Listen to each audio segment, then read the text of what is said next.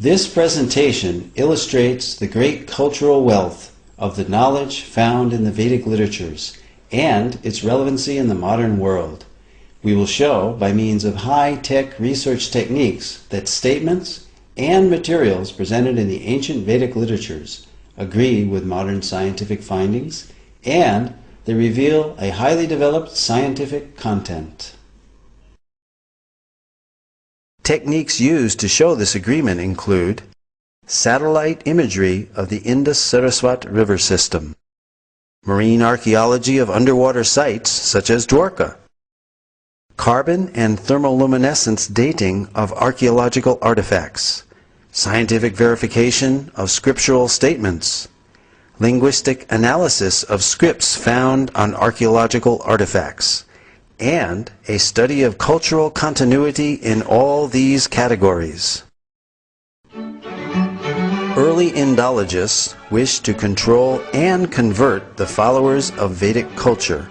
Therefore, they widely propagated that the Vedas were simply mythology. Max Muller, perhaps the most well-known early Sanskritist and Indologist, although later in life he glorified the Vedas, initially wrote that the Vedas were worse than savage, and India must be conquered again by education. Its religion is doomed. Thomas Macaulay, who introduced English education into India, wanted to make the residents into a race that was Indian in blood and color, but English in taste, in opinion, in morals, and in intellect. However, the German philosopher Arthur Schopenhauer stated that the Sanskrit understanding of these Indologists was like that of young schoolboys. These early Indologists devised the Aryan invasion theory, denying India's Vedic past. They taught that the English educational system is superior. They intentionally misinterpreted Sanskrit texts to make the Vedas look primitive, and they systematically tried to make Indians ashamed of their own culture. Thus, the actions of these Indologists seems to indicate that they were motivated by a racial bias. Innumerable archaeological findings and their analysis have recently brought the Aryan invasion theory into serious question. This theory is still taught as fact in many educational systems despite much contrary evidence. The Aryan invasion theory is that the Vedic Aryans entered India between 1500 and 1200 BCE. They conquered the native Dravidian culture by virtue of their superiority due to their horses and iron weapons.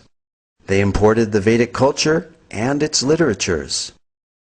This Aryan invasion theory, however, deprives the inhabitants of India of their Vedic heritage. The wealth of their culture came from foreign soil. The Aryan invasion theory raises an interesting dilemma called Frawley's paradox. On the one hand, we have the vast Vedic literature without any archaeological finds associated with them. And on the other hand, we have 2,500 archaeological sites from the Indus-Saraswat civilization without any literature associated with them. A preponderance of contemporary evidence now seems to indicate that these are one and the same cultures. This certainly eliminates this paradox and makes perfect sense to an unbiased researcher. Facts which cast serious doubt on the Aryan invasion theory are: there is no evidence of an Aryan homeland outside of India mentioned anywhere in the Vedas. On the contrary, the Vedas speak of the mighty Saraswati River and other places indigenous to India. To date, no evidence for a foreign intrusion has been found, neither archaeological, linguistic, cultural, nor genetic. There are more than 2,500 archaeological sites, 2/3 of which are along the recently discovered dried-up Saraswati River bed. These sites show a cultural continuity with the Vedic literature from the early Harappan civilization up to the present-day India. Several independent studies of the drying up of the Saraswati riverbed all indicate the same time period of 1900 BCE. The significance of establishing this date for the drying up of the Saraswati River is that it pushes the date for the composition of the Rig Veda back to approximately 3000 BCE as enunciated by the Vedic literature itself.